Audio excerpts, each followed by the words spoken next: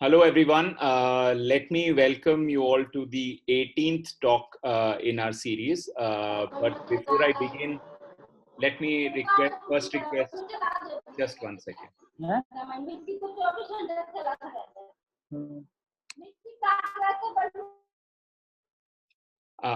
Sorry about that.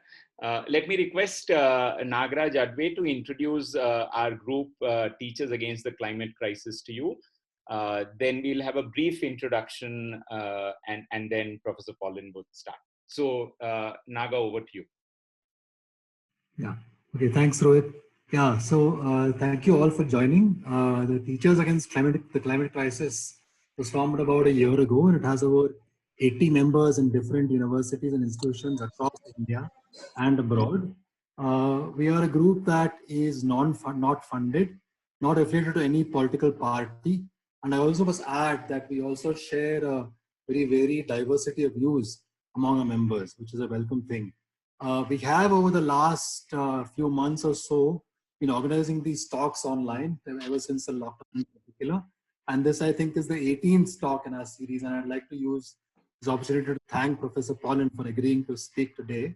I just wanted to cite variation in my introduction, which is why I put up this share screen of one of the kinds of work that we do, which is at an initial stage, setting up this particular WordPress site, which has some resources already. It has many recordings of our past talks here.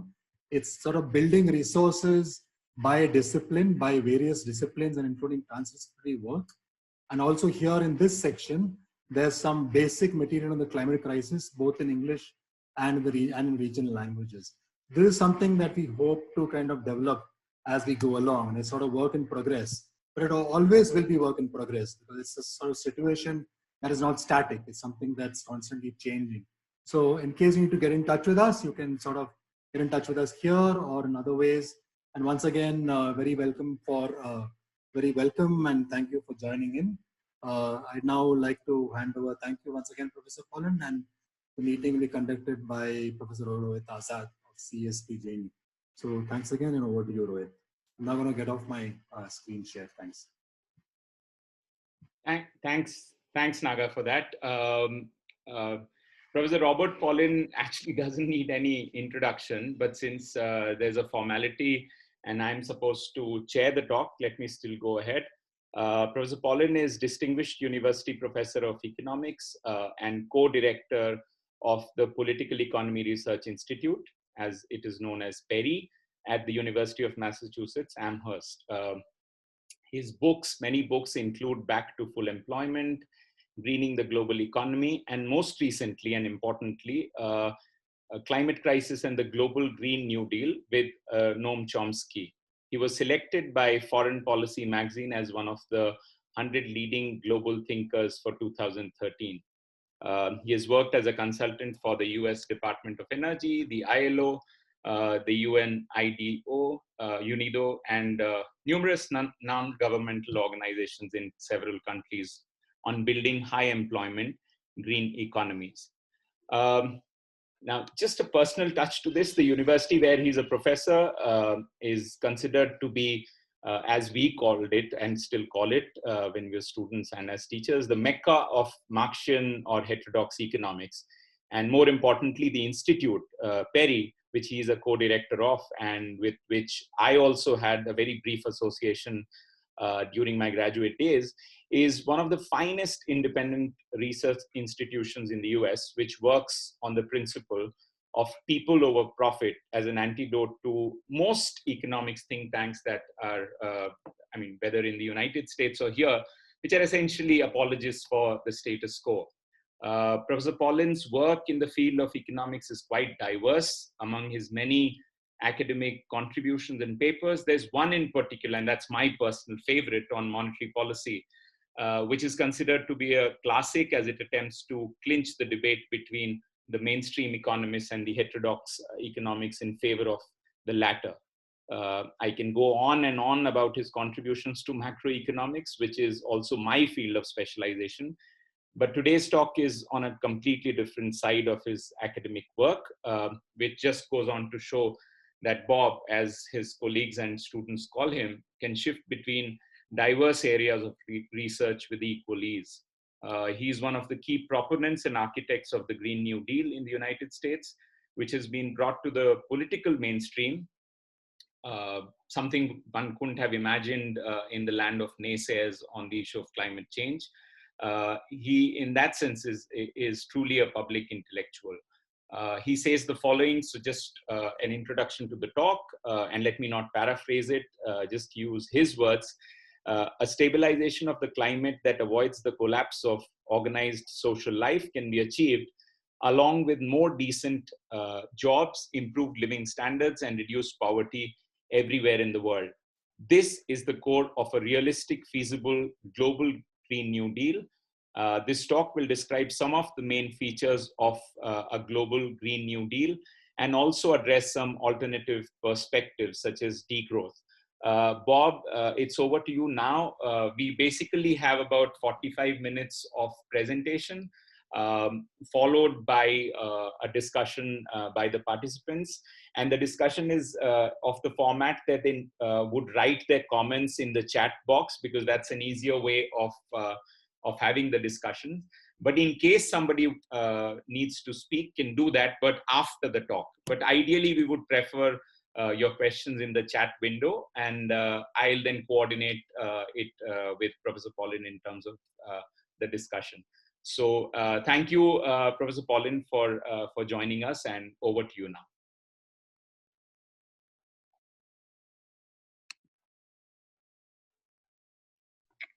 Hi, thank you very much. Can you all hear me now? Good, good. So I'm going to share my screen. If I can manage that, yeah.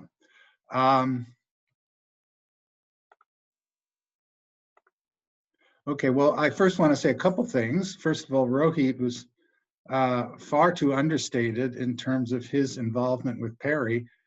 He was around and was a very lively, significant contributor to all we do at PERI, initially during his year as a Fulbright scholar and then in subsequent interactions. And then, of course, I also have to cite my PERI co-worker, who I guess is also a member of your group, Shovik Chakraborty. I think he's on. And Shovik has been actively involved in this work with me now for, close to a decade. And I think Shovik and Rohit have done important work on their own on this issue, which I will refer to in a little while. So I'm very, very happy to be speaking to this group and feel a close connection to many of you people who are active and scholars around these issues. Thank you for having me. Okay, so let's just start out with some of the basic evidence. I know you all know this, but it's worthwhile to review. And I'm going to start with the October 2018 report by the Intergovernmental Panel on Climate Change, which is the official United Nations agency which gathers the research of leading climate scientists all over the world. I think it's fair to say it's a mainstream. It is, it's taking the work of climate scientists from various perspectives. It is very sober. It is understated in what it tries to do. It always speaks in terms of probabilities. It does not try to be alarmist. Okay, and so, I mean, I, of course, am not a climate scientist, so I rely, along with many, many other people, on the Intergovernmental Panel on Climate Change to at least bring me up to date on where mainstream work is among climate scientists. Okay, so they came out with a report basically exactly 2 years ago, October 2018, which dramatically changed their perspective as to the degree of risk we are facing with climate change and the imperative of taking dramatic action. So that the first thing that they say in the 2018 report that they had not said before was that we have to really focus on achieving a climate stabilization point of 1.5 degrees Celsius above pre-industrial levels by the year 2100, as opposed to what they had been saying for decades, which was that allowing the global mean temperature to rise to 2 degrees Celsius would be generally regarded as a safe standard. They lowered that quite, I know it may not sound like a lot, but 1/2 of 1 degree Celsius as a global mean temperature, as a stabilization point, was quite a dramatic shift in their interpretation of the evidence. And the failure to achieve that stabilization point, the 1.5 degree stabilization point, as they themselves writing, and I'm just paraphrasing out of their 2018 report, invites intensifying risks in terms of heat extremes, heavy precipitation, droughts, sea level rises, and biodiversity losses. All of these things that are happening and will continue to happen to an increasing degree as long as we fail to stabilize. And those phenomena, results of a warming global climate, impact our health, livelihoods, our food security, our water supply, and our human security. So that is all that is at stake. And in the same October 2018 report, they also, the IPCC was much more specific as to where we needed to set our goals in terms of a stabilization path. And the two clearest requirements that they set out was that carbon dioxide emissions, CO2 emissions, needed to be cut by approximately 50%. They said 45%, but anyway, 45, 50% as of 2030. Now, 2030 is only 9 years from now, remember, and that we have to be at net zero emissions by 2050. Zero. And that is only in less than 30 years. And those were the goals that they set in terms of a climate stabilization program. Now, where are we relative to what they're talking about? And again, I'm sure you're aware of all this, but I will just review some facts very, very quickly. These are some slides I pulled from the National Oceanic Agency of the United States just this morning. So as you can see, according to them, this is the National Oceanic Association of the US government. By the way, the government under Donald Trump, what they report is that 2019, the last full year, calendar year, was the second warmest year recorded in planet Earth. Okay, and it shows you the distribution. If you look at this, this shows the range of increases above pre-industrial levels. That's what's being flashed.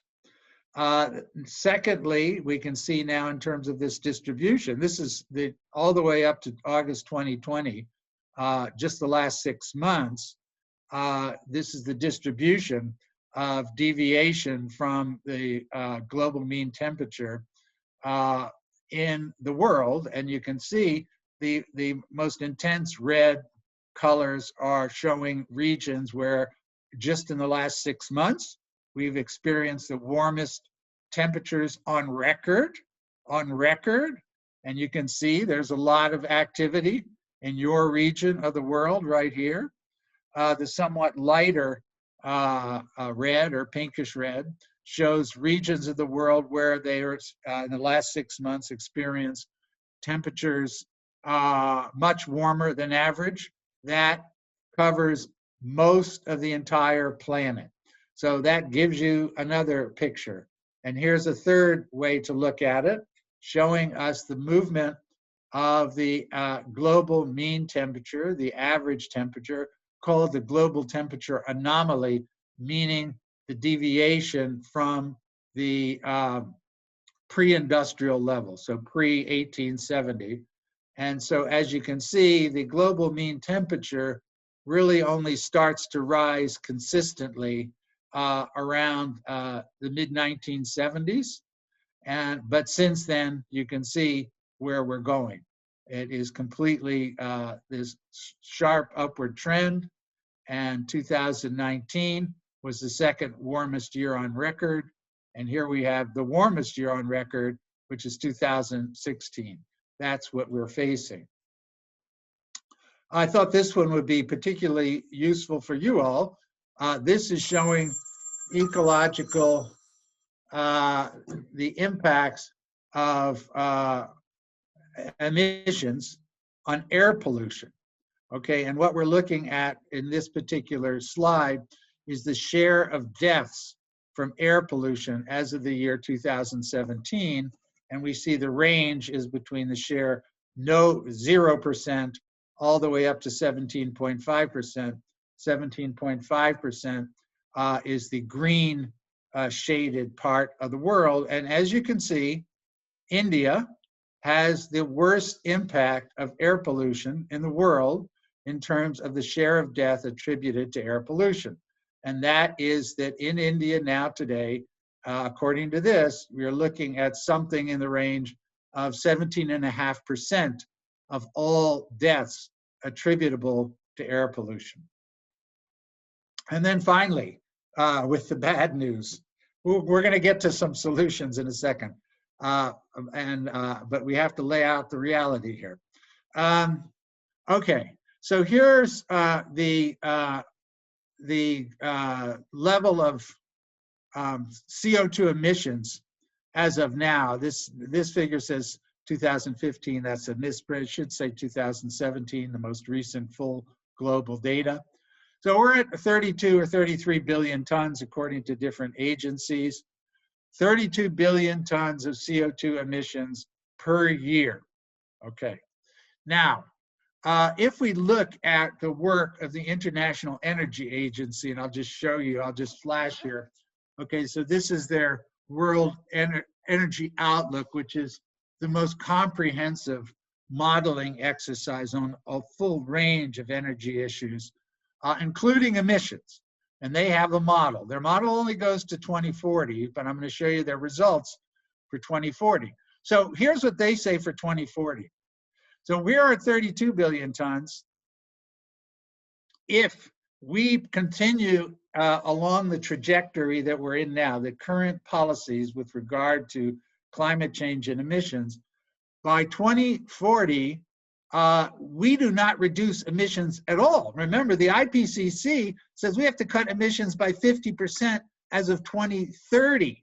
And here's the International Energy Agency model is saying, no, if the world proceeds under its current policy regime, we will go up. We will hit 40 billion tons by 2040. Okay, shocking. Now, here's the next thing, even more shocking in my view. Their model also tries to incorporate the policy commitments that all the 195 countries signatories made at the Paris Climate Agreement in 2015. Now, according to the International Energy Agency model, and remember, this is not Greenpeace, this is not the Sierra Club, this is the entirely mainstream International Energy Agency. They say if all the countries commit to everything and follow through on everything they say they were going to do, okay, as of 2040, still emissions do not go down at all. At all. They rise. They rise from 32 billion tons to 36, moderately better than 2040, but basically a trajectory for disaster. So according to the IPCC, they're saying that by 2030, we have to be at 16 billion tons, and by 2050, we have to be at net zero. Okay, so what do we do about this potentially calamitous, life-threatening crisis that we're facing with respect to climate change? Well, you know, there's a lot of complications. There's a lot of things to work through, and I was glad to hear that your organization represents a lot of viewpoints. In my view, the basic fundamental features of a climate stabilization path are actually quite simple. The basics. Of course, there's details, but the basics are simple. And they are as follows. That we need to invest in raising the efficiency level for energy consumption all over the world. That includes building efficiency, transportation systems, and industry. And then we need to build out the renewable energy supply. Solar, wind, geothermal, solar, wind, the two biggest, but also geothermal, small scale hydro, and some low emissions bioenergy. Now, the work that I've been doing now for a long time, including with Souvik quite actively, Souvik Chakraborty, Professor Souvik Chakraborty of PERI, we estimate that really a high-end number as to what's required in terms of this investment project is roughly 2.5% of global GDP every year, okay? It's 2.5% doesn't sound like that much, but as an average, we're looking at about $1.5 trillion a year over the next 30 years. But still, it's only 2.5%. That means 97.5% of all economic activity does not have to be invested in clean energy. So it is nothing close to the level of economic mobilization that took place, for example, during World War II. It's also the case that, you know, investments in clean energy at present are not zero. We're already at about 0.4 to 0.6% of GDP. So we basically have to talk about ratcheting up the level of investments from about 0.5% of global GDP to 2.5%. Now, the other thing we have to obviously do is stop burning fossil fuels, because fossil fuels are the source of carbon dioxide emissions, along with bioenergy, burning wood, and corn and so forth as a fuel. But the biggest source is burning oil, coal, and natural gas. So we have to stop burning oil, coal, and natural gas. And really, if we talk about where we are in the global economy now, if we start now, if we cut the consumption of oil, coal, and natural gas by a relatively moderate amount, 3.3% absolute cut, but it has to be every year. No cheating, no skipping years. If you cut 3.3% every year, then you can hit zero CO2 emissions by 2050. And that's it, that's the program. Everything else is a detail around the program, but that's the fundamental program. Now, as I'm going to try to show, this investment project is fully consistent with expanding job opportunities and economic growth and poverty reduction. That's completely contrary to what we hear from our president, for example. I would also add, and maybe this is going to be more controversial, and I'm happy to discuss it, it's contrary to the views of degrowth proponents. Degrowth is a strand of progressive, let's say, left thinking about environment and climate change. And I have a lot of respect for the degrowth proponents in many ways. I share their values almost completely, but I think they're wrong in terms of coming up with a solution with respect to climate change, and I will get to that in a bit. Okay, I'm not going to dwell on the model that I developed along with Souvik and a couple of other people in terms of how do I know it's 2.5% of GDP per year? Well, you know, I don't want you to think I'm just making it up. So I'm going to review very, very quickly some of the features of the model, and we're not going to go through details at all. If you want to go through details, I'm happy to. We can keep going and going and going, but just to give you a sense of it. So the first thing that we do is we look at the costs of achieving gains in energy efficiency all over the world. And if you look at this table here, we're looking at different sources, including the World Bank, McKinsey, the consulting firm, and the United States National Academy of Sciences. And these look at estimates of the cost of achieving energy efficiency. For example, making buildings more efficient, creating public transportation systems as opposed to private automobiles and trucks, or having the automobiles and trucks be more efficient, having industrial efficient processes more efficient. So for example, combining heat and power. So if you're running machines, they give off a lot of heat, but the heat is generally wasted. So capture the heat and reuse the heat. That's combined heat and power. So we have a range of how much it costs to achieve a given amount of efficiency. And what we will use as our standard measure is measures of British thermal units, which is the most basic and uniform measure of energy, a British thermal unit. If we want to look at one British thermal unit, 1 BTU, you light a match and you let it burn all the way till it hits your finger. That's 1 British thermal unit. So the basic unit we use in this energy analysis is quadrillion British thermal units. And so I'm expressing that as Q BTUs, quadrillion British thermal units. Okay, so the evidence tells us there is a wide range of estimates as to how much it costs to get 1 quadrillion BTU of British thermal units of energy savings. And you can see this World Bank study says, okay, they have looked at 455 projects all over the world, basically $2 billion. McKinsey says projects in developing world, mostly 11 billion. And then the study in the United States says, okay, 30 billion. So we have a wide range, and there's reasons for the range. But for the purposes of our model, I'm going to take the high number. I'm going to say it costs us $30 billion to achieve 1 quadrillion BTUs of savings. Okay, so that's the first feature of the model.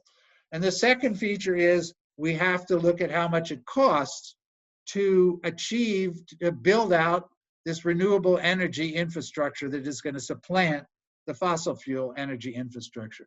And the critical thing here is in this figure here, because what we're looking at, and this is data from the International Renewable Energy Agency, ARENA, which is another UN agency.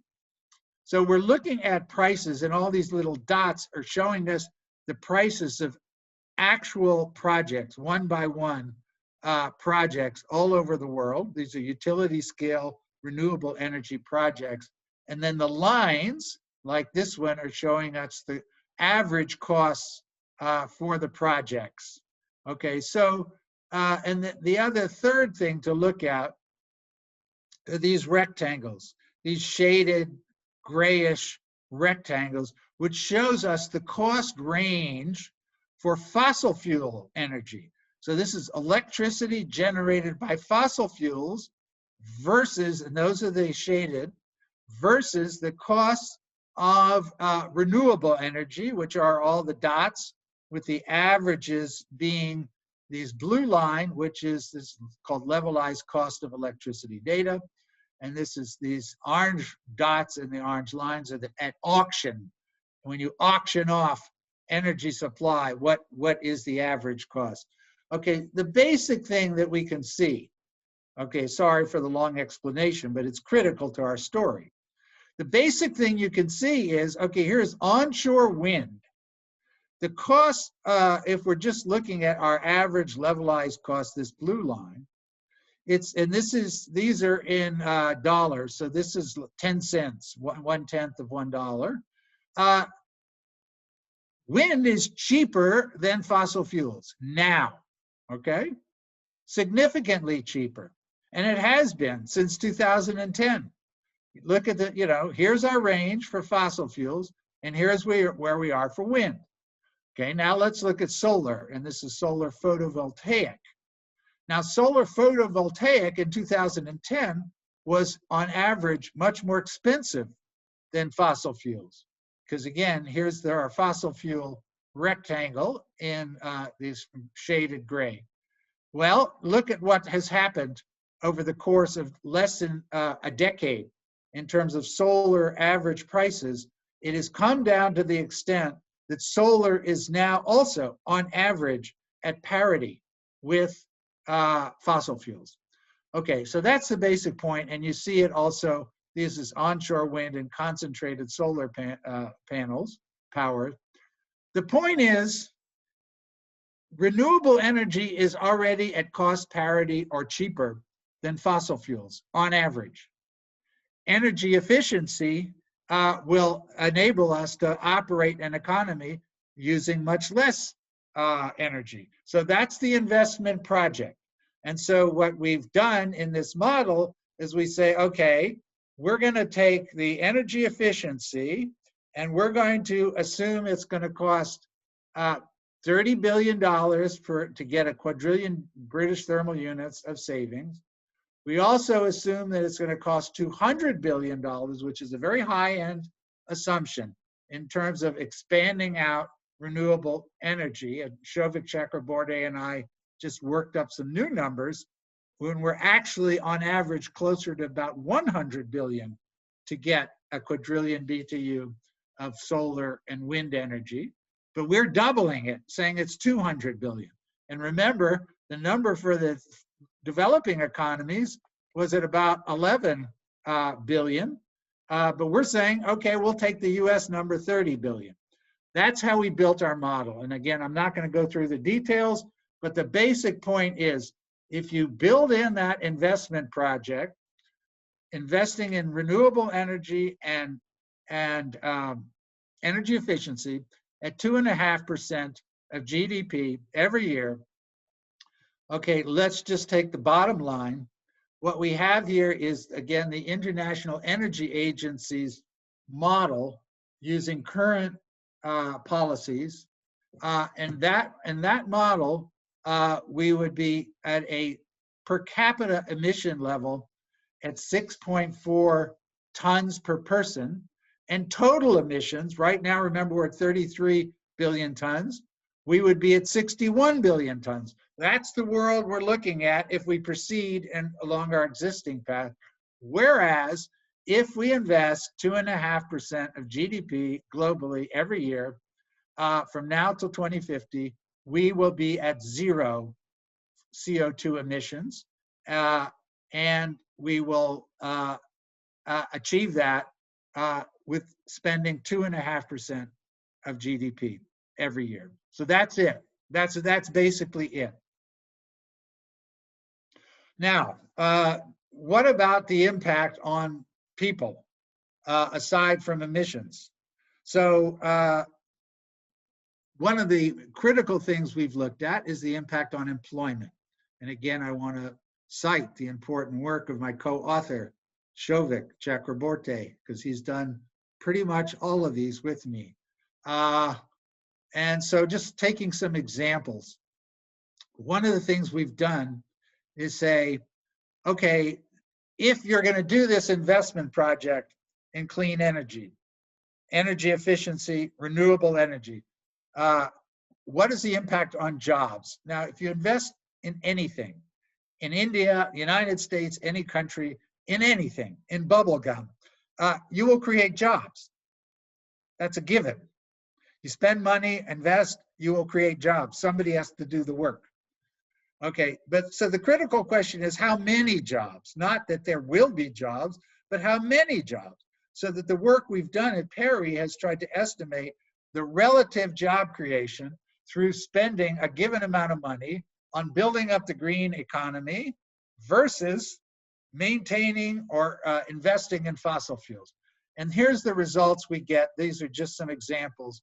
Brazil, China, India, Indonesia, South Africa, and the US. What we get is investing in clean energy will create 2 to 3 times more jobs per given amount of money, per, say, dollar of expenditure. You will get more jobs. So in addition to saving the planet, merely saving the planet by building a clean energy infrastructure over the next 30 years, you also greatly expand employment opportunities relative to maintaining the fossil fuel economy. And note, these all countries, including India, are all countries that have significant fossil fuel sectors. So yes, the fossil fuel sector has to wind down, and we'll get to that. But you're going to invest in clean energy instead of the fossil fuel sector, and you will get 2 to 3 times more employment opportunities. And a couple of other examples are Spain and Puerto Rico, again, co-authored with Chomsky. What we show, and the reason why I bring these up, these are 2 countries, or Puerto Rico is a colony, in which they are entirely energy dependent. They are importers. They don't have a fossil fuel sector.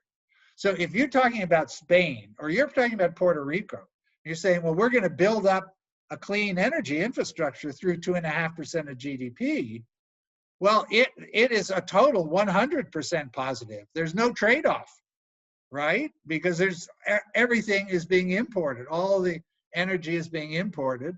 And so, you know, in Spain and Puerto Rico, we're looking at employment creation of about 3% on average of the workforce every year. Okay, let me mention a couple of other things. So what about who's going to run this thing? Who's going to own the clean energy infrastructure? And what do we think about public ownership as opposed to letting big capitalist multinationals decide our future, such as Exxon, Mobil, Chevron, and so forth? Well, first of all, the critical thing you have to keep in mind is that about 90% of all fossil fuel assets are already owned publicly. So think of Russia, think of Saudi Arabia, they're already owned publicly. So if we're saying the solution to climate crisis is public ownership, well, then we've already solved it. We've already solved it because 90% of the fossil fuel assets are publicly owned. Obviously, we haven't solved it. And obviously, public ownership in and of itself is not a solution.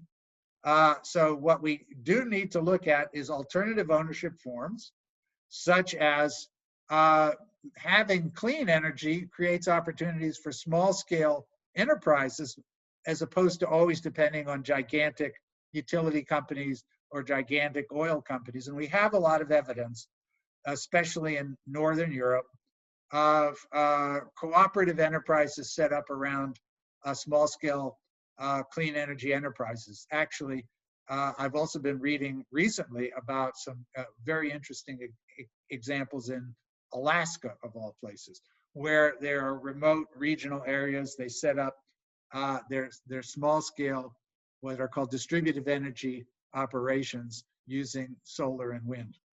Another example, and here I want to cite this important work by Rohit Azad and Souvik Chakraborty, talking about setting up free renewable energy as a resource in India. And this will be especially impactful in rural regions, which, as you know better than me, whatever the exact number is, 40, 50% of the rural population does not have access to electricity at all. This is the way to deliver it.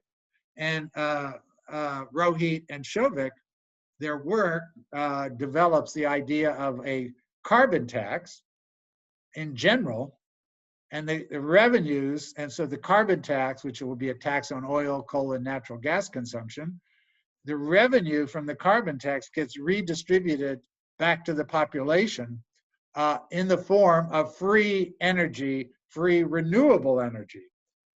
So it discourages fossil fuel energy, encourages renewable energy, in particular, renewable energy in poor regions that otherwise don't have it, because they're going to get the renewable energy for free. So if you haven't already discussed this paper in one of your sessions, I strongly recommend you do so. Okay, a few more points, and I'm going to wrap up because I know we want to keep to the time. Look, this is all this nice rosy picture of a clean energy project that is going to get us to zero emissions and going to create jobs.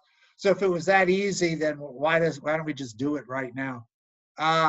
Well, there will be losers, and that's what is really the biggest single obstacle to achieving a climate stabilization path. And the first set of losers are, of course, all the workers and the communities that are dependent on the fossil fuel industry right now. And these are not insignificant. They're actually relatively insignificant by numbers. You know, for example, in the United States, we're looking at less than 1%, 0.5% of employment throughout the country. Nevertheless, these people care about their jobs, they care about their communities, and they're fighting like hell, and they should, because these are their jobs, and they're good jobs. They're pretty well paying, and they don't want to lose their pensions. They don't want their communities destroyed. So it is absolutely critical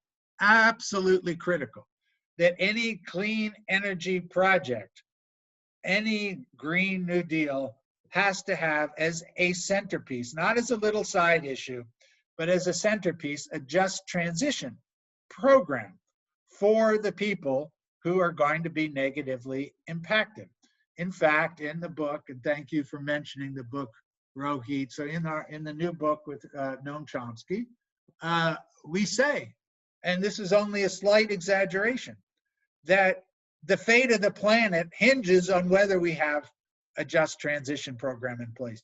Even if you don't care about the workers and the communities, which you should, but even if you don't, we will never get to a climate stabilization path unless we show a commitment of solidarity with these workers, coal miners, oil workers, gas industry workers, and their communities. And there are good examples of how you do it, most especially in Germany. In the coal region of the Ruhr Valley, they are actively engaged in transitioning these regions, and they're doing some really important, valuable work, which I can discuss more if you want. A second set of losers, obviously the big oil companies, as well as the public companies. And you know what? They just are gonna have to face the fact that we can't have them do what they do. And we're looking at something like, with the private oil companies, about $3 trillion in unburnable assets. 3 trillion that'll be lost. Okay, that is a huge number, but it's actually a manageable number. $3 trillion over a 20-year period of contraction is only $150 billion a year. That is peanuts. We're looking at a global financial assets in the range of 700 trillion. So this is nothing. You know, any moderately intelligent investor should be able to find somewhere else to move their money out of fossil fuels and into other things. Okay, now I want to just talk about the degrowth a little bit. I'm going to skip the other part in the interest of time. We can get to that later. But let's talk about degrowth. So degrowth is the idea that economic growth as constituted is, as this quote from this book, is uneconomic, unjust, ecologically unsustainable, and so forth. And they critique the notion of GDP, which I agree with, but let's just look at some basics here. As a solution in and of itself, if we want to contract economic activity in general, degrowth, okay? let's just think about it. Let's say we contract GDP by 10%. Let's say. Now, a contraction of GDP by 10%, let's scale that, is twice as large as the contraction during the Great Recession, 2008, 2009, which at its worst point was a 5% contraction. Now let's look at what's happened over 2020. Obviously, we're not done with 2020, but the projection is global GDP is going to have contracted by about 5% over 2020. A massive, massive global crisis, economic crisis. And the projection is, yeah, you got GDP down by 5%, and emissions have declined. Even more than 5%. GDP declined by 5%, but emissions are projected to have declined by almost 9% because we're living under a lockdown. So a lot of economic activity that requires energy isn't happening. Okay, but look at this. 5% emission GDP contraction. Massive crisis. We get a little less than 9% reduction in emissions. If we were to contract by emissions GDP by 10%, okay, we would get emissions down by 10%, from 33 billion tons to 30 billion tons. Not even close to where we have to be. We have to be at 0. We can't just have emissions go down by 9%, 10%, 20%. We have to be at 0. And that's my fundamental critique of the degrowth. And so that no matter what you say about degrowth, we have to massively expand, grow the clean energy infrastructure as we contract the fossil fuel. Fossil fuel degrows, if you want to use the word, fossil fuel degrows to 0. But clean energy is going to grow like 15-fold growth. And it is going to be growing within the context of a faster economic rate of economic activity. So we want jobs to expand. I'm not in love with GDP, of course. We can go through all the standard critiques, but growing economic activity, especially doing things that we desire, like clean energy investments, like putting solar energy in rural areas of India, that's growth. That is economic growth. It will create jobs. It will transform life in these regions of the world. And that is a positive. So that's the model that I would call a green growth, egalitarian green growth, or Green New Deal. You come up with the word you want. And the financial resources need to be there. Rich countries need to help to finance this in low-income countries. So yes, I know Modi and so forth says, well, we can't sacrifice growth. You don't have to sacrifice growth. And in fact, the rich countries, which, okay, I'll just flash this quickly, where emissions, say in the United States at 15.5 tons per person, is about 8 times bigger than India at 1.8 tons per person. The US should help to finance the 2.5% of GDP growth in India. That's what I would say constitutes global fairness. Okay, so I'm just going to wrap up. The climate stabilization is a realistic goal. We can get to 0 CO2 emissions by 2050. It will create jobs. It will create business opportunities, enterprise opportunities. You can call it public enterprise, private enterprise. It will deliver affordable clean energy in low-income regions such as rural India. It does not mean sacrificing growth. It is not an austerity agenda. It is an alternative to austerity agenda. But we also need to focus on the just transition for the fossil fuel industry workers and communities. I will end with this very astute observation by someone named Aman Sharma, who is a young woman who was protesting during the climate strike in 2019, September 2019, in Delhi, We quote, in fact, we quote her. She's in the last paragraph of our book. We quote Aman, who was quoted in The Guardian. And she says the following: "We are out here to reclaim our right to live, our right to breathe, and our right to exist, which is all being denied to us by an inefficient policy system that gives more deference to industrial and financial objectives rather than environmental standards." So I will end there.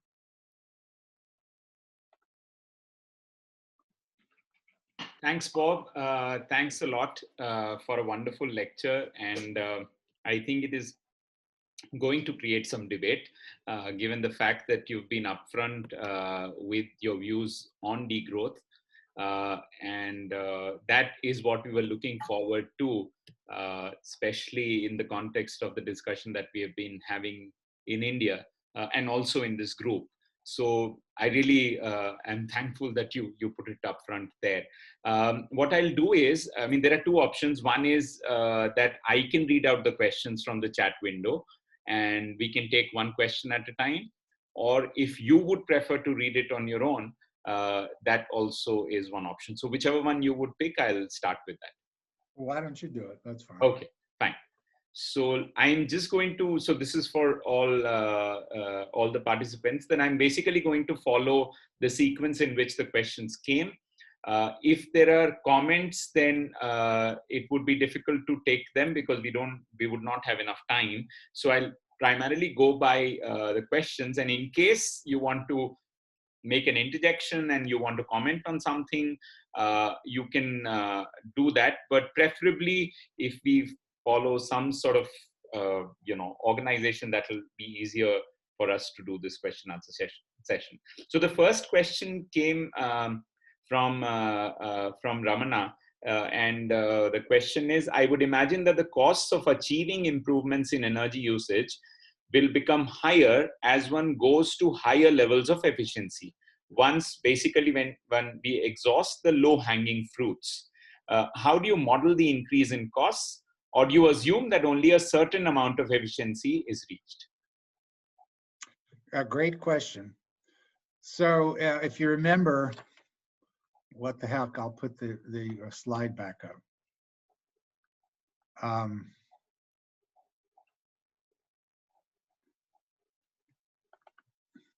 Okay. So here's, this is very crude, but I think is a useful way to do it.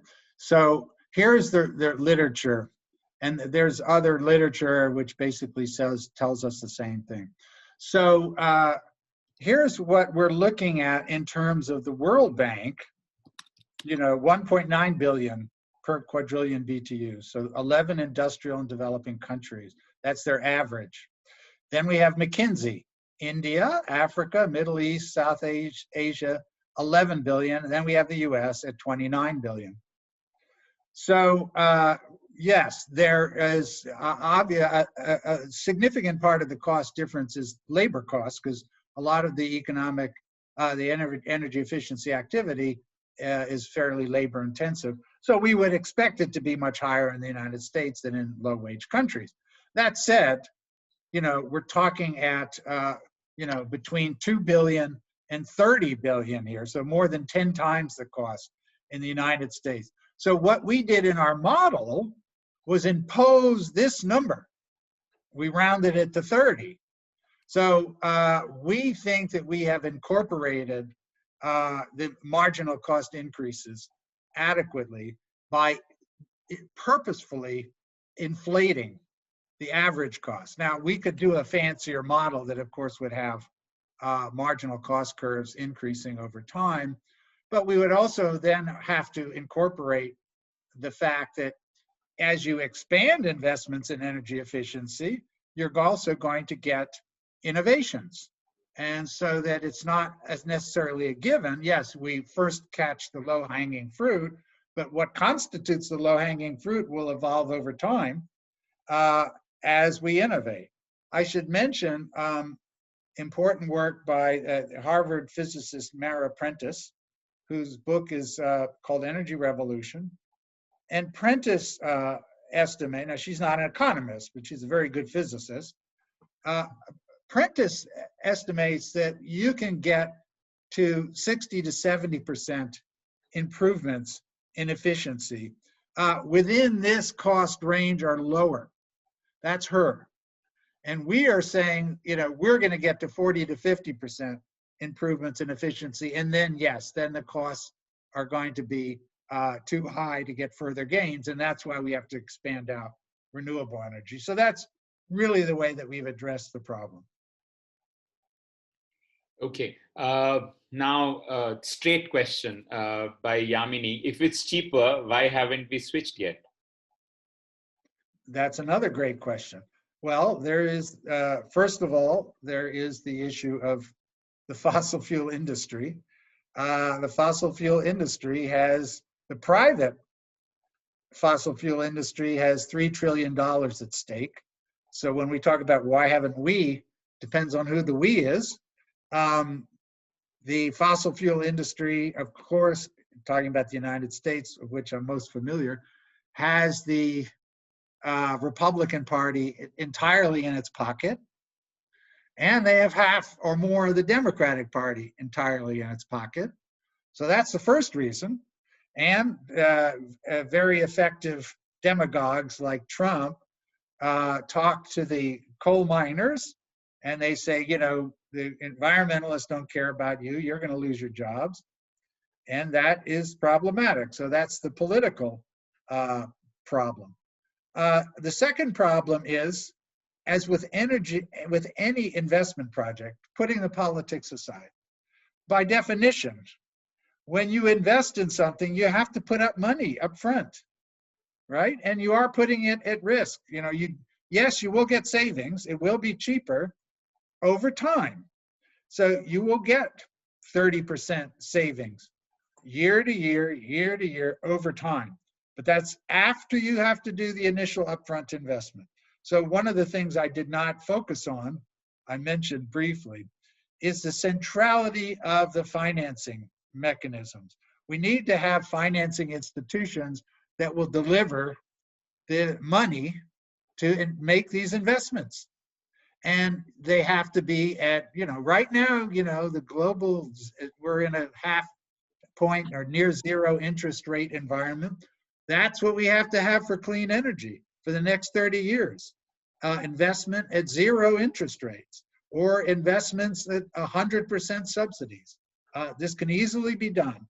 And that will enable the investment projects to move forward much more easily, as opposed to capitalists assuming significant degrees of risk. Even, look, everyone can see the same data I'm seeing. Of course, we get savings, but that's only after somebody puts up the money and you do the project. So that really, it's number one, it's the inertia of getting over the hump and finding the financing. And number two, the political obstacles of confronting the fossil fuel industry. And yes, the workers and communities dependent on the fossil fuel industry. So Bob, I think the next question is actually about the hump, and by Manjeet.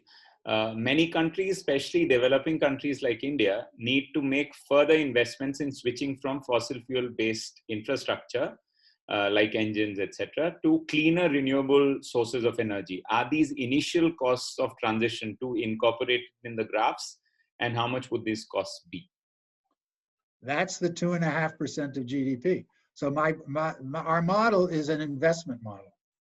So the 2.5% of GDP per year to invest in clean in these energy efficiency measures and in building out renewable energy, solar, wind, to smaller extent, geothermal, small-scale hydro, and some bioenergy that can be done at low emissions. That is the project. Now, there are other features. So we also have to be focused on reforestation, and we have to move away from industrial agriculture that relies on nitrogen fertilizer, which generates emissions itself, and instead organic agriculture and increases the absorption of CO2 in the soil. So that's part of the project as well. But the 2.5% of GDP every year is the amount of investment. Now that's a lot. I mean, it's not a lot and it is a lot. You know, in the United States, on average, it's $600 billion a year, average for the next 30 years. That 600, somebody has to come up with that. You can't snap your fingers and find $600 billion. On the other hand, it does not, as I said before, require a level of mobilization anywhere close to World War II. A lot of the progressive people who I respect a lot come up with it and say, well, we did it in World War II. You know, we just stopped everything. We built a infrastructure to defeat Hitler, and we succeeded. And we did it. We turned on a dime. And yes, that's true. And that took about 30% of GDP. So you completely, pretty much stopped everything else and you focused on the war effort. That is not necessary. I mean, okay, it's not politically feasible and it isn't necessary, but you do need to do 2.5%. And that's the investment requirement. Okay, Bob. So the next question is actually talking about perhaps the elephant in the room by Sharad Chandlele. And he's saying by starting from the current energy consumption situation, which is highly unequally distributed, and talking about similar reductions for all, aren't you reproducing, that is grandfathering in the same inequality of energy service? No, because in 30 years, we're all going to be at zero. So, of course, the United States, relative to India, for example, you know, we're at 15.5 emissions per capita, million tons me, if I'm the average American, which by the way, I'm not, I'm above, I'm sure. But India's at 1.8. So India has a lot less to do to get from 1.8 to zero, and we have to get from 15.5 to zero. That said, I'm also saying that in terms of any kind of standard of fairness, for India to get to from 1.8 to zero should be subsidized by the US. Now, why? Well, because as Modi himself has said, and not that I'm that fond of quoting Modi, but India didn't cause the problem. The US caused the problem, Western Europe caused the problem, Japan caused the problem. That's where the emissions, when we say these are emissions starting from the pre-industrial level, well, it's starting with the Industrial Revolution that we start building up these greenhouse gas emissions. Now, it is also true that for the last 25 years, China and is part of the problem. There's no question about it. In fact, as of the current level, China is the biggest source of emissions in the world. Okay. So, you know, you could say it's all the fault of China, it's all the fault of the United States or Germany, and you know what? That gets us nowhere. And here's why. If we add up China and the United States today, total emissions from China and the United States today equals 42% of all global emissions. So we could get China and the United States to zero, we're still at 58% of all global emissions. Now, add up the entire European Union, which, by the way, is much more efficient.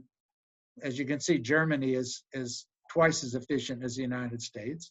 But add up the entire EU, that's another 10% of all emissions. Okay, so China, US, EU, 52% of all emissions. We still have 48% of emissions coming from the rest of the world, including India. And so that if we say, well, it's not India says, or Indonesia says, or Mexico says, we didn't cause the problem. True, but you will be the problem very, very quickly if you don't follow the same trajectory to zero. And so the fact that you did not cause the problem means that your green transition should be subsidized. And that's what I think is the basic approach to global fairness here. Okay, this is for the participants. So I'm sorry, I'm still going in the sequence. So it's quite possible that you may have given a comment or have commented on what Bob has answered. it would be difficult for me to go back and forth in that way. So let me still go by the sequence. I know it breaks the logic of the argument to some extent, but then in fairness, since people have asked questions, I'll just go by that. I actually have not even looked at the later questions, and I'm just following. There are a lot of questions, so it's better to just go by the sequence in which they were asked. So the next question is by Rohil, which says that we are in this plan hoping to continue a certain broken system of producing and distributing, especially concerning ourselves only with monetized efficiency where cheaper is better. Economies, especially in the global south, are subsidized by cheap labor with terrible working conditions. How do we account for ethical considerations? So, this program, the idea of a Green New Deal, evokes the New Deal, the 1930s New Deal in the United States under Franklin Delano Roosevelt, which was a project. It was within capitalism, but it was really to advance a much more egalitarian version of capitalism. And that's really the framework in which I'm thinking about a global Green New Deal, which is to start from where the world is today. We have to. If we're thinking about climate change, the time scale to take action, we have 20 years, which is nothing. By the way, in our model with Shovik and so forth, we assume that nothing happens till 2024. I didn't get into that detail at the level of detail, but to really mount something at this level, of course, it's going to take at least 2 or 3 years of a lot of stuff, organizing, arguing, mobilizing, planning. Okay, so capitalism is going to be around. Sorry to break it, but capitalism is going to be around for the next 20 years in some form. So we have to work from where the world is today. And so within that framework, the Global Green New Deal is an egalitarian intervention. Number one in terms of saving the planet, and then for places like India, dramatically reducing air pollution and therefore deaths from air pollution. As you saw, you're the worst in the world on that score. Expanding job opportunities. Now, the mere expansion of job opportunities doesn't mean that they're going to be good jobs. In fact, on average, the job opportunities in the green economy as presently constituted almost everywhere in the world pay less than the jobs in the fossil fuel economy. It's just a fact. And now, it's not true that the fossil fuel economy jobs were always good jobs. I mean, the notion of being a coal miner was never really seen as a good job until you had labor organizing and making them good jobs, fighting for them to be good jobs. So it is a critical feature of the Green New Deal that we also advance the cause of labor and labor organizing, and that the commitment to the environment go hand in hand with the commitment to fight for expanding labor rights and expanding the influence of unions. And so that's really the way through which I think we can advance an egalitarian agenda at the same time as an agenda for ecological sanity, given where the world is now, given that we have a world that's capitalist, energy systems are dominated by private corporations that make trillions of dollars, and public corporations that make trillions of dollars on selling oil, coal, and natural gas. And that's what we have to fight against. And we have to do it from where our understanding of the world is today, not where we would maybe like it to be. We have to deal with the reality today. Okay, so the next question, Bob, is from Chirag, who's asking, would you consider billions of extremely efficient, clean, solar-powered electric cars running on roads and bridges constructed through forests and delicate ecosystems such as mountains to be sustainable? The point I'm making is that carbon neutrality by no means implies sustainability.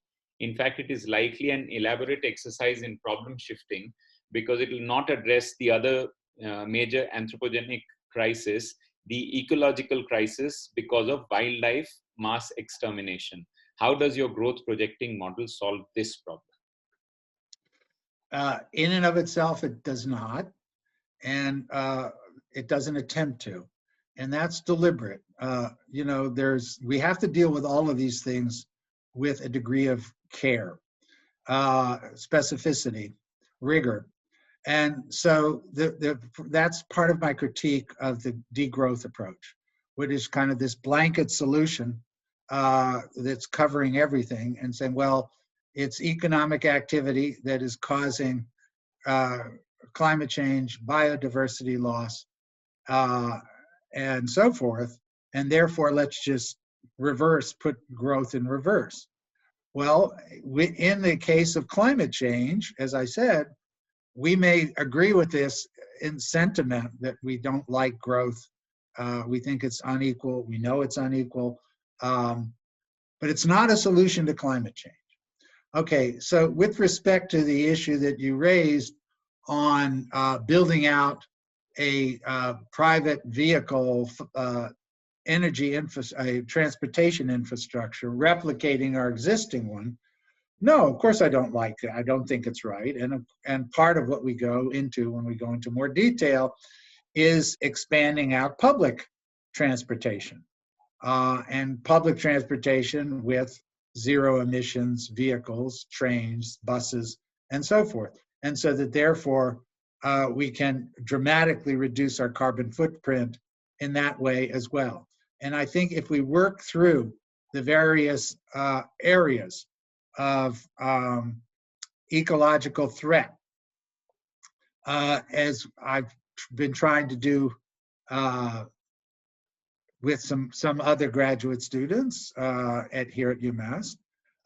The way to do it, as I think, is kind of the one-by-one approach. So if you look at the problem of deforestation, so we have to be defending forestry, but when we think about the problem of deforestation, we have to ask the question, okay, why are the forests getting chopped down? Well, capitalists want the land. The capitalists want the land for cattle grazing, for example. So and they want it for industrial agriculture. So we then have to shift the project away from industrial agriculture and deforestation in favor of reforestation and organic agriculture. And so, okay, just to spin this one out a little more, if we're going to substitute organic agriculture for industrial agriculture, the literature pretty much says that no matter what you do, organic agriculture is going to be less productive per acre of land. It's going to grow less food. Okay, so maybe you can improve that, but basically we have to, I think it's fair to assume it's going to be less productive. And what do we do about that? Okay, well, 40% of all food that gets produced is wasted in all parts of the world. So a focus would therefore have to be on dramatically reducing wastage and improving, for example, grain storage facilities, improving the transportation facilities. So that's the kind of thing, I think, that's the way through which we have to think about these problems and not just assume that we observe these problems associated with a growing capitalist economy, therefore the solution is to flat out contract everything under capitalism. Okay, Bob, so the next 3 questions / comments are essentially on how you define public, because it says that depends on what public ownership actually means in reality, whether people have democratic control over them. For example, would you call Saudi ownership actually public ownership? Or even in India, does that mean if you're a public sector unit, it has democratic control of the people over it? So, yeah. No, of course. No, it is public though. It is the government, and it's in many cases it's democratic governments. Venezuela, democratic government. Brazil, we may not like all the outcomes, and we are certainly far from a perfectly democratic society. But again, starting from where the world is today, it is a democratic country. and they have a publicly owned oil company. So yes, it would be nice to say we will have a perfectly democratic public ownership system. That still does not guarantee the outcome that we want. Okay?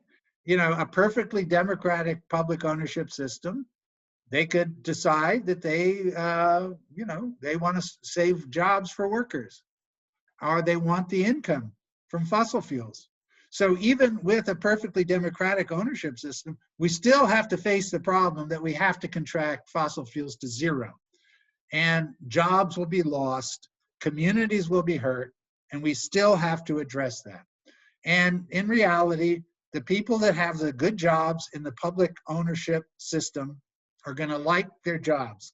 They're going to want to keep their jobs. They are not going to be at the forefront of shutting down the fossil fuel industry. Now, we have talked about this is a real possibility now, but in the United States, because of the collapse of oil prices, the US government could buy the entire private fossil fuel industry for $350 billion, which is like 1/10 of what the Federal Reserve has pumped into Wall Street in the last 6 months. They could just buy the whole thing, or they could buy a majority share. Then what? Yes, it would be great, and we could fight for this, that once the US fossil fuel industry is under public ownership, we wind them down to zero, and we make sure all the workers and communities are taken care of. That would be a great solution. And we could fight for it, but we can't assume that public ownership, even under democracy, is going to yield the result we want. I mean, Hugo Chavez in Venezuela, maybe not a perfect socialist by any measures, but he certainly was a self-described socialist. He liked having the oil revenue. That was how he could subsidize incomes for low-income people. And so that is we have to deal with those issues. Okay. Next one is from Ashish Kothari, which is, does overall consumption not need to be focused on as such? If energy consumption keeps rising and efficiency does not necessarily offset this in absolute quantity, then even RE, renewable energy, is ecologically and socially devastating. Basic issue of global north-south inequality is missing from Sanders' Global New Deal, because there's no discussion on consumerism, consumption patterns, and their inequality connections. For instance, the GND promises electric cars for everyone, but these two require mining and other extractivism somewhere, and likely such ecological cost will be borne by the global south. This is the problem also with GND being overwhelmingly focused on climate and much weaker on other ecological issues. Surely a global GND needs to plug this massive hole in the approach. Well, look, the climate issue is, if we believe climate scientists, mainstream, not the people that are the more alarmist, we're literally facing an ecological catastrophe.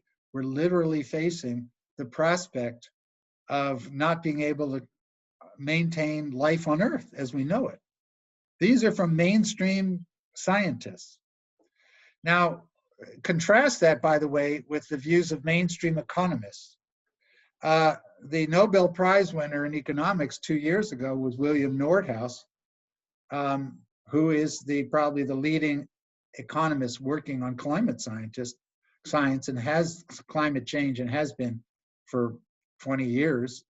In his Nobel lecture of 2 years ago, almost exactly 2 years ago, Nordhaus said the optimal path for addressing climate change is to reach 2 degrees Celsius by 2050 as the point above pre-industrial levels, but then allow the global mean temperature to rise to 4 degrees Celsius by 2150.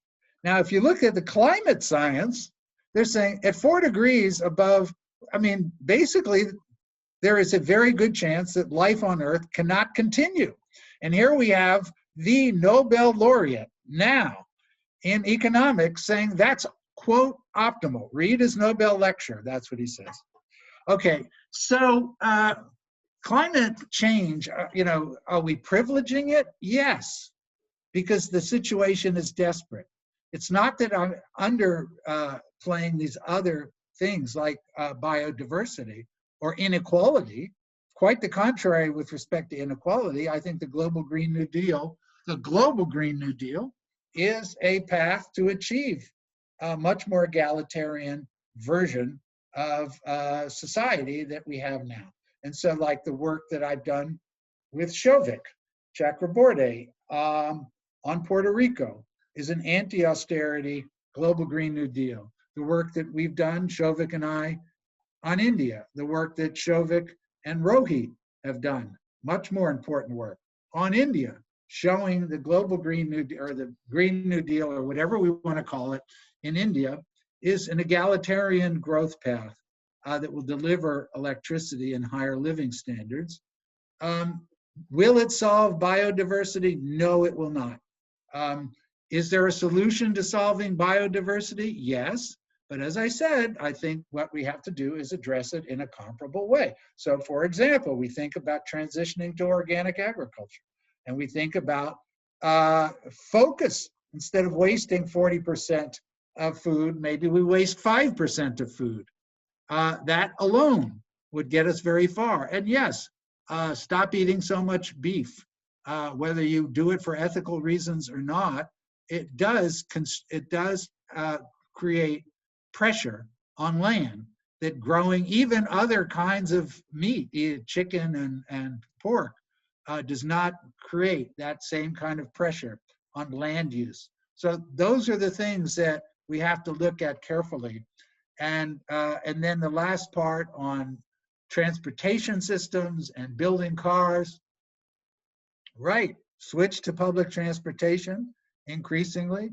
It is also true that electric vehicles, and Šovik can tell you more than me because he's really looked into it. Electric vehicles use less steel than the conventional gasoline cars. They do require more in terms of the battery. But those are the things that we need to work out, I think, point by point. Prioritizing climate change. I do think that we have to prioritize that as the number one. Okay, Bob. So the next question is actually asking something similar, but since it has been put quite forcefully, let me still go with that, even though you've answered it partly from your perspective. And the question is that, once again, the narrative around climate action is exclusive of environment preservation. I'm not reading the entire thing. Isn't the public funding priority turned to preservation and stricter environmental compliance? Does your modeling exercise explore different pathways other than efficiency and RE? Or is there a collective understanding that privatization of climate action is the only way forward? So I'm certainly not arguing in favor of privatization of climate action. The model that I go through, and the model, so in this book with Chomsky, we actually go through some details on financing. If you look at the book and we actually have a short appendix on financing. And in the model, basically we're assuming, this 2.5% of global GDP, half of it is public and half of it is private. So to say that I'm in favor of privatization is simply false. I never suggested that. What I did say was that assuming that public ownership is going to solve the climate problem is also false. There is no evidence for that whatsoever. There's no evidence that the fact that we have 90% of fossil fuel assets right now today owned by public entities is solving the climate crisis. It's not. So let's face that reality. So yes, public ownership, but public ownership in creative ways that are going to deliver well-being. So for example, the work of Rohit and Shovik, and maybe they should speak more directly to it than me, talking about a carbon tax to finance the expansion of renewable energy, publicly financed in part, privately financed in part, but then the renewable energy is delivered for free to lower income households. I think it's a brilliant paper that offers a lot of possibilities in terms of the ecological question, the egalitarian question, and the politics. Okay. Simran, I'm sorry if I have not done justice to your question in the way I read it, perhaps, but we can come back to it in case there are issues around that. Question on jobs. Manjeet is asking, in countries like India, the common criticism on the workforce is that there seems to be a skill deficit. How would a switch towards greener sources of energy affect the job prospects of the unskilled workforce? Also, how would the challenges related to re-educating the workforce be tackled? So there was actually a study in the United States saying that, the level of qualifications for people moving into jobs in the renewable energy sector is actually inadequate. And so that you do need to enhance job training, job relocation, and those things have to be part of the Green New Deal. That said, there are, and we've done this in excruciating detail, and for many countries, when you look at the profile of employment creation through investing in clean energy, it's not just people putting solar panels on roofs. It's not just scientists coming up with a new and better way to do solar panels or wind turbines. There's jobs across the board. In fact, the biggest source of jobs, and I've done it for several countries, is, office jobs, management, accountants, secretaries. So the skills deficit is non-existent because it's basically the same types. Of course, the details will be different. Same types of skills will be used. For some of the jobs, we need to have training programs and programs to put people into the jobs, but it's not as severe as one might think, precisely because I don't have the exact number. 60, 70% of the jobs that will be generated through clean energy investments will be in the types of activities that people are already doing. Truck drivers, train engineers. Yeah, a lot of the job, people delivering meals to the work sites. That's a lot of the employment. So we need to recognize that while also understanding that, yes, there does need to be a lot of, and by the way, this is also true almost as far as I know in every country I've looked at. The jobs are dominantly held by males. So if we want to open up opportunities for females, and in the United States, they're dominantly held by white males.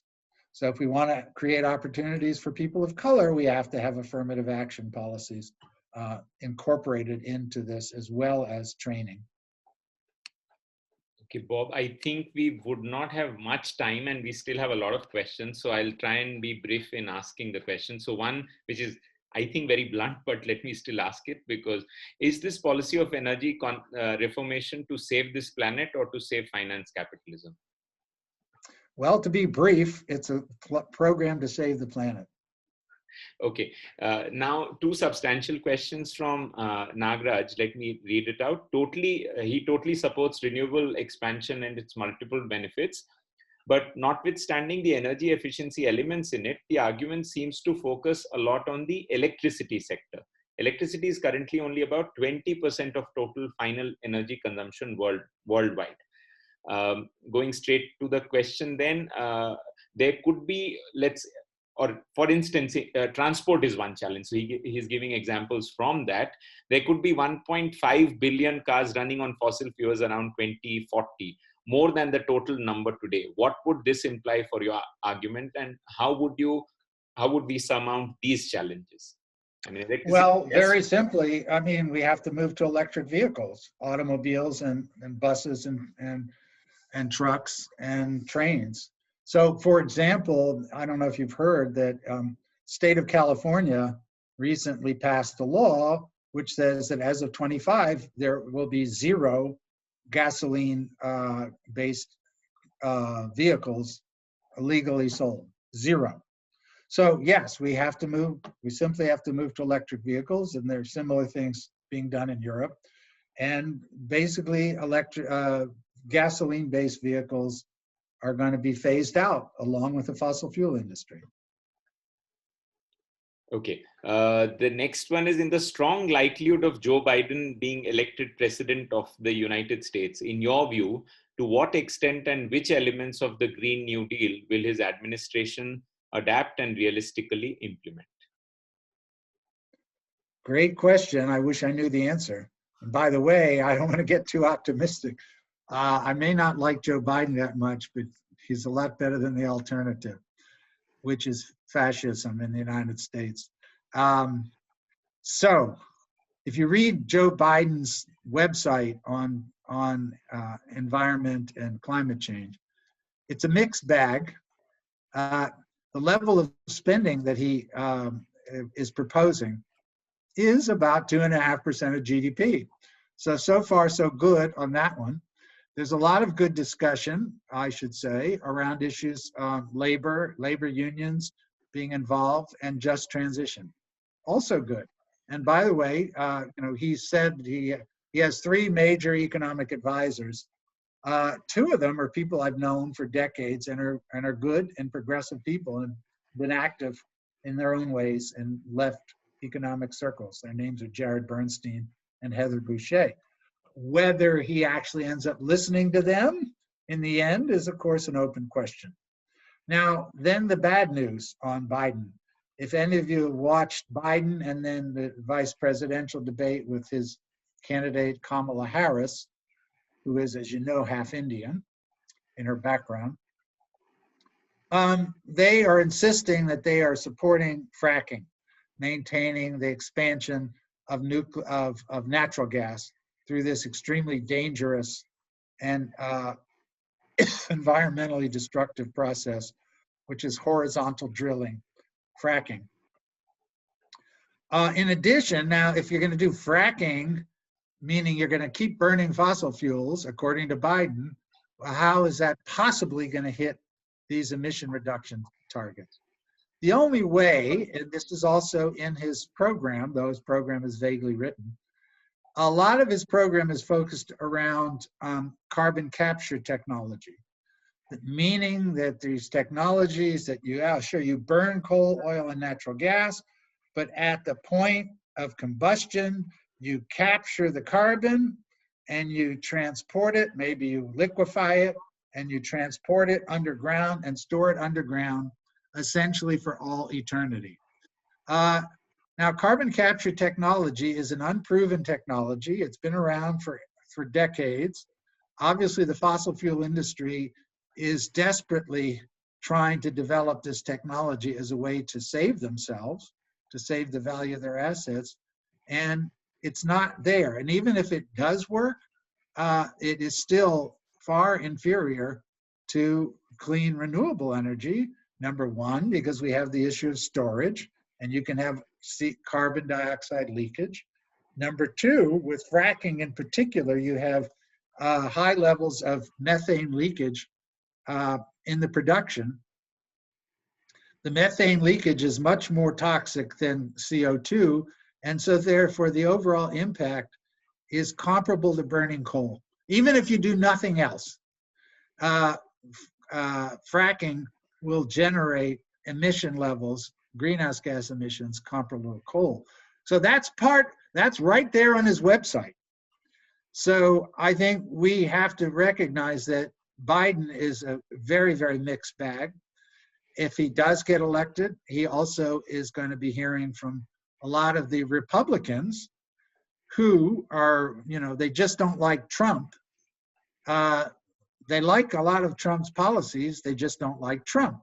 And they're going to try to influence Biden. So it's going to be a matter of struggle.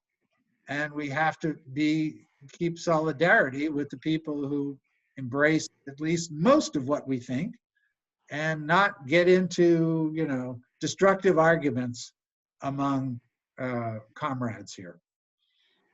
Okay, so there are two questions which I'll club, which is on what is required currently is perhaps better redistribution and taxation with current and later lower production capacities, and linked to that is that why do we need higher GDP growth? This is by Ashish, to get the investments. What about getting the amounts we need from the world's rich? Basically a radical redistribution. Well, you know, that is part of the story. And if you look at the proposal in the book, Climate Crisis and the Green New Deal, the sources of funding, we basically talk about 4 sources of funding. One is a global carbon tax with redistribution. So it's very egalitarian in that way. And the way that Rohit and Shovik have also designed it is very egalitarian. So it is taking, I wouldn't say just from the rich, but from high income, redistributing the income to low income.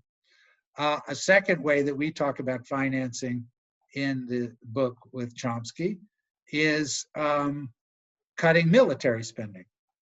Now, if we cut military spending by a uniform rate all over the world, say by 5%, the biggest cut is going to come from the United States, of course, because the United States has whatever, 45% of all global military spending.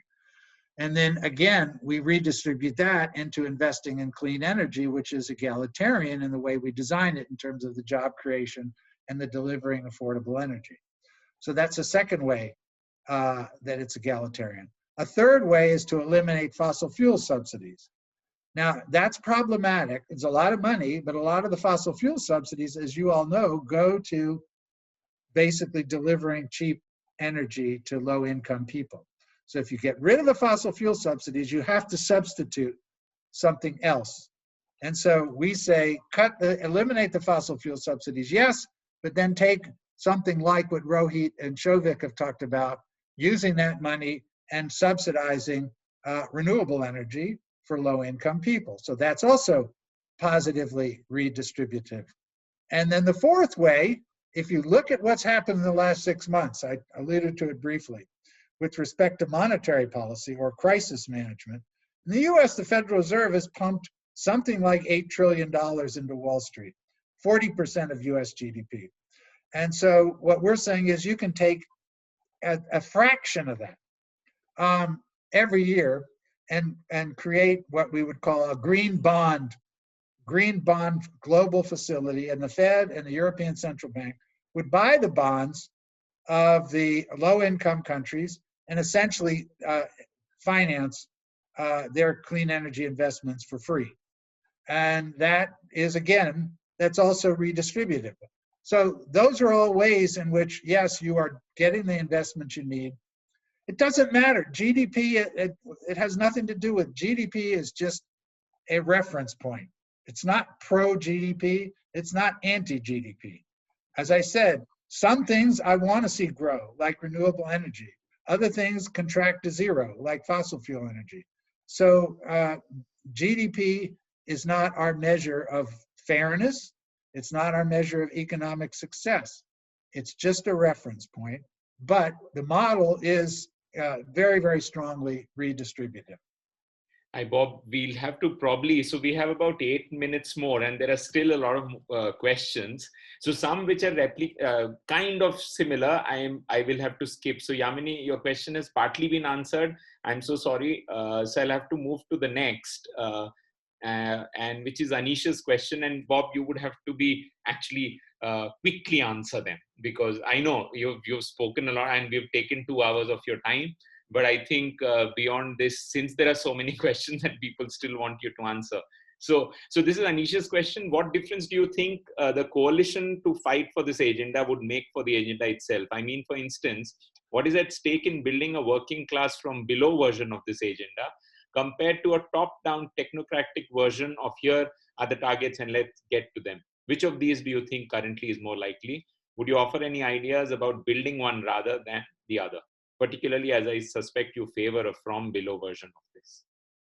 Yeah, I can tell you right now, including today, including in about an hour, I'm very active in with activist groups in the United States, and I have in other countries, in building this agenda within the movements, within the labor movement, and combining the labor movement and the environmental movement.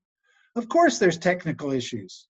Of course, you need people that understand the technical questions. That does not mean it's a technocratic top-down version. It means that you have a movement demanding answers that in part need to be addressed by people with the background and technical skills. It's certainly not elevating the technocrats as the savior, but for example, the work that myself and Shovik Chakraborty are doing in the Appalachian states in the United States, Ohio, Pennsylvania, West Virginia, Kentucky, that are heavily dependent right now on fossil fuels. And so we're talking about a green agenda, a project. Our work was commissioned by environmental and labor groups, grassroots groups, and they're the ones on the front line confronting their own backgrounds, which was based on coal and fracking. I mean, this is the big reason why Biden is saying he's for fracking, is because there's a lot of fracking jobs in Pennsylvania today.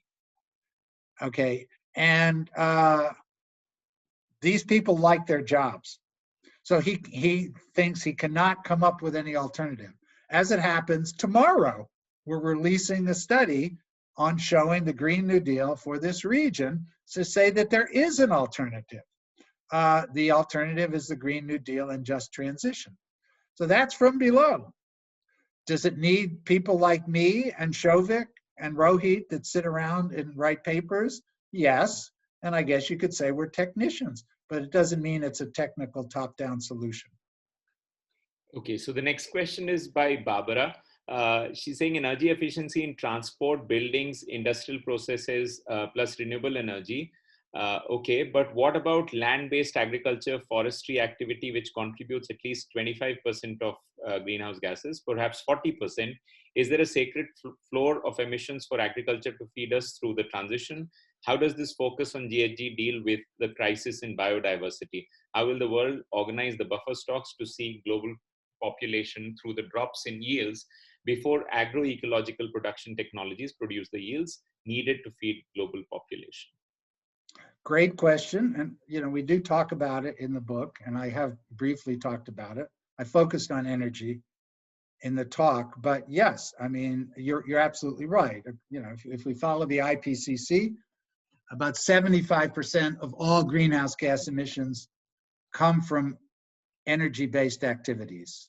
So burning fossil fuels, 68, 70%, and then the release of methane gas through things like fracking, that's another 5-6%, and it would increase if we increase fracking. But the other 25% is, as you say, tied to deforestation and industrial agriculture. And so basically we have to, at the same time that we transition out of fossil fuel energy, we have to transition out of industrial agriculture and deforestation. And so it's, basically, given the shortness of time, I think I addressed it somewhat. Just to briefly summarize, we have to transition into organic agriculture that is much less demanding in terms of the land requirement, and the fertilizer requirement is much less destructive of species, plant and animal species. So that's absolutely critical and needs to be, and is part of the Green New Deal. The next question is by Rajeshwari. Also, Bob, I just wanted to ask, how much more time do you have? I mean, we still have questions. So if you can give me an idea, about 10 more minutes? Or? Yeah, let's say 10 more minutes. Okay, perfect. So next is by Rajeshwari. She's saying, isn't discussing GDP and costs of energy efficiency as estimated by the World Bank and McKinsey, like looking for answers only where their lamp shines? keeping a range of problems like extraction, environmental and social disruption, increasing material and energy throughput in the dark, assuming they will remain in the dark or disappear. Isn't this like economics addressing solved political problems? I would not say this is a solved political problem. I don't think climate is in any way a solved problem. The evidence on energy efficiency costs, these are very good studies. Whatever you may think of the politics, it's useful that the World Bank went out into the field and looked at 455 different projects that were trying to raise energy efficiency and came up with their answer. Look at the methodology. It's not, the fact that it came from the World Bank doesn't mean it's bad. Similarly with McKinsey. Okay, McKinsey is a capitalist consulting firm. The fact that they say you can raise energy efficiency at $11 billion per quadrillion BTU of savings is also very useful. It doesn't mean I like McKinsey. It means that I'm willing to read what they write and take it into account. So I don't think that we have a solved solution. I think that the number of people doing research that is valuable on this question is pretty small. And I'm not willing to throw out anybody. I will read all of it with a critical eye, including everybody. As we say in the book, including everybody. Like my favorite quote from Marx is, "I am not a Marxist." So says Karl Marx. And the point being, consider everything with a critical eye. Consider the people that you are your political allies, as well as the people that you don't think are your political allies, but we can learn from all of them. Okay, Harsh, your question is about South and North, so I think it has already been answered. You may agree or disagree with it. So I'll just go on to the next question, which is more a comment. Then that next one is also a comment. Sorry, I'll just, as I said, if I miss somebody, just please, okay, this is also a comment. Okay, I think, yeah, I think we are done. If I missed a question, please feel free to speak up now. We have about 2 more minutes.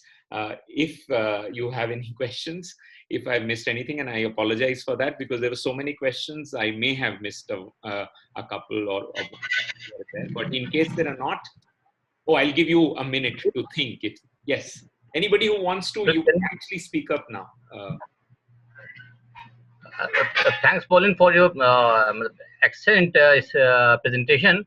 I was just wondering, can you please elaborate on your coal energy Germany example, that in what ways can be greening and it will be providing employment as well? Thank you. Yeah, so given the shortness of time, I'll just say that we do describe it in the book, but what they've done, they've taken, for example, the pits, the coal mining pits, and converted them into hydroelectricity plants. So for example, you take the pit, you run water down the pit, and that generates hydropower.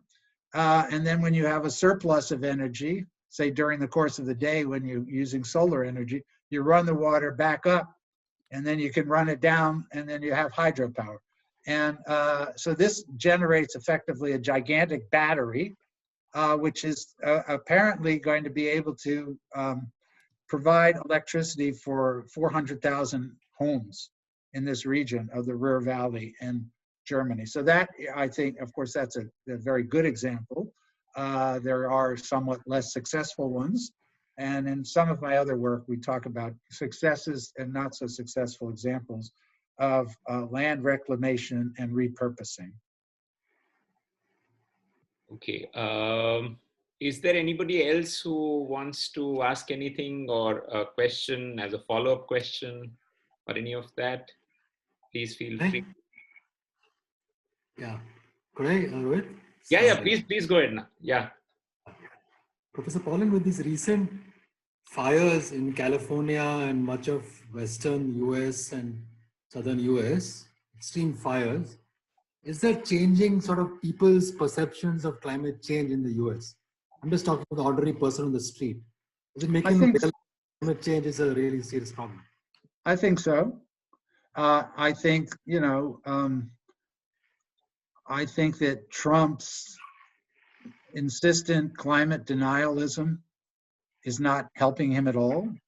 And I think that what has happened recently with the fires in California has reinforced, for example, it was right after the fires kind of quelled that in California, they passed this law, which says that there will be no gasoline cars in California. Remember, California is the 6th largest economy in the world in and of itself. It's bigger than Canada. So the fact that California has passed this means that in the United States, the entire automobile industry is going to be forced to transform to electric vehicles entirely.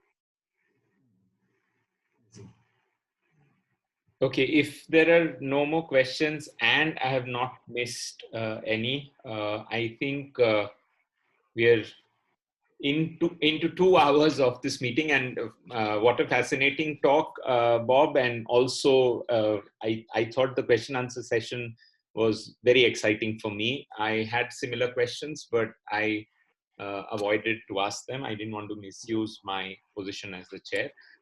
But thanks, Bob, for taking the time out and also for agreeing because we were having a discussion around these two in particular. I mean, within the left, there is a discussion on alternatives, whether it is green growth or degrowth or other alternatives beyond that. And this was a very important talk in that context. So thanks a lot for joining us. And the next talk is by Professor Mahesh Rangarajan on 7th November at 4 p.m. revisiting the Anthropocene. So you're very welcome to all the participants to join. And if there's somebody who's not part of the group that we send the emails to, you can write your email in the chat window and we'll include that in our next invite. Thanking you again, Professor Pollin. Okay, can I make one quick final comment? Yes, absolutely. With reference to what you were saying. The proponents of degrowth, which I'm not, and I'm a critic, but they're not my enemy. And so I understand you're having these spirited debates, and that's very good, that's constructive. But keep in mind that we are all fighting for the same thing. And to that end, I would suggest maybe people could look at a very short article that was in the journal Science about 6 months ago by almost certainly the two leading economists who are proponents of degrowth, and that's Tim Jackson and Peter Victor. If you read that article and really read it, rhetoric aside, there is really basically nothing in that article that I disagree with. There is differences maybe in emphasis, differences in rhetoric, but really, ultimately, they're saying almost the same thing. So I'll just leave on that. And, let's not create artificial divisions when there are real divisions that have to be confronted. Absolutely. Intra-left debates are important and they give rise to interesting praxis. So it's good that we have multiple views within the left, and it's healthy for the debate. So thank you. Thanks, Bob. And thanks to all the participants, both for staying for this long and also for a very lively discussion. So I'll end the meeting here. Some of you have given your emails here, so we'll take them with us, and we'll send you the next invites and the invites in the future also on the emails that you've sent here. Naga, do you have anything to say, or should I? No, just thank you, Rohit, for the meeting, and thank you, Professor Pollin. Rohit, we need to save the chat before you conclude the meeting.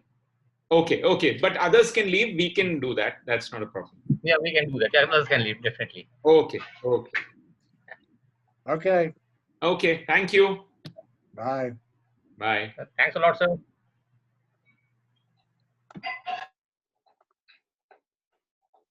Okay, I think I have saved it. Just a second.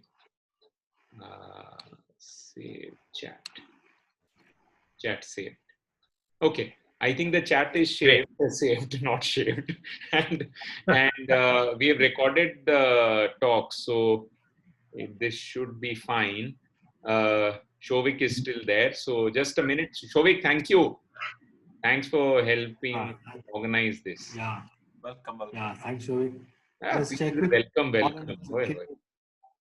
Just check with Professor Pollin is okay with uploading it, and yeah, we can talk about that later. Yes, yes. And it was a great talk, and the best part was that everyone could ask the questions. Right, hosted it so well, and he covered all the questions. I was just worried about the time, but everything was managed so well. Okay, so we'll meet on the next talk again. क्या यो बन के बैठा है तू? Oh, sorry, I should stop.